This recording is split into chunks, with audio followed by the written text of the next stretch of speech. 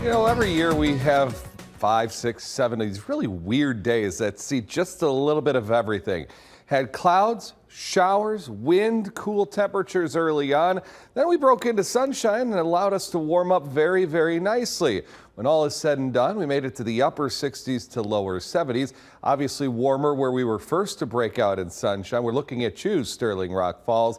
Coolest where we waited a little bit longer to break into sunshine, like right here in the Forest City. So that's where we were. Here's where we are right now. Temperatures generally in the upper 60s to right around 70 degrees. Again, Dixon, the prime, the outlier here this go around. Dew points have crept up into the upper 50s to lower 60s. Not enough to the point where it feels uncomfortably humid, but it's maybe a little more noticeable now, certainly more noticeable out there than it has been in recent days.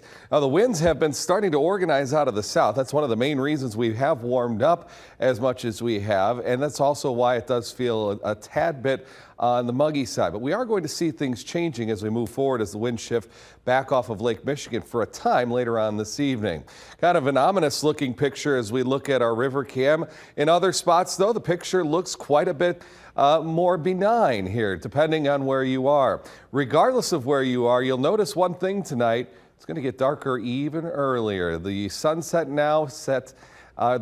now scheduled to occur tonight at 6:59. We do not have another 7 o'clock sunset until mid-March of next year. Now, we mentioned how some of the skies looked ominous through some of our weather cams, and that's why we've got a thunderstorm that has developed within the past half hour right along the US 20 corridor. This is now working into southern Boone County, probably just bypassing downtown Belvedere. This will continue to move east, and really I don't think we've got a whole lot to worry about as we move forward in time. This activity is fading and should continue to do so. Our Timecast model does suggest that maybe a few of these could sneak in along and south of Interstate 88. Otherwise, just some very widely scattered showers and perhaps a thunderstorm overnight. Fast forward into our Wednesday. It'll be kind of another weird day. We'll have times of clouds. We'll have times of sunshine. We could have a sprinkle or a shower at any point in time, but the vast majority of the day is absolutely to be dry. And I think that Thursday looks to be the same. One wild card for Thursday is that winds may briefly come in off of Lake Michigan before shifting southeasterly once again. So that's going to make the temperature forecast a little bit tricky for Thursday. If it stays off of Lake Michigan, the wind, we're going to be much cooler. If we get more of a southeasterly wind, we warm up very, very nicely once again. Again, can't completely rule out an isolated to widely scattered shower or thunderstorm Thursday, especially Thursday night. Some of those could linger into early Friday, then we get a break, and then more storms could occur Friday night. So quite an active pattern to say the very least. And because of that more active pattern, might start dealing with the mosquitoes just a little bit more for the next several days. Upper 70s to lower 80s for us here tomorrow. 81 will be our high temperature.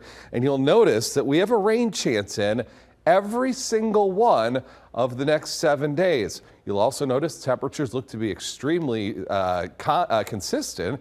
Upper 70s to lower 80s through Saturday, which happens to be the first day of fall, and then mid 70s Sunday, Monday, and again on Tuesday. Now that might be a little more of an ominous looking 7-day forecast with a rain chance in every day, but let me be perfectly clear. This is not something that we're talking about all day rains. We're talking about an hour here, 2 hours there, just kind of in and out. So nothing to worry too much about. Hopefully the humidity doesn't creep in. Yeah, well, a little bit. Not to the point that it did earlier in the summer. I think we're done with that, but you'll feel it a little more. Okay, all right. Thanks, Mark.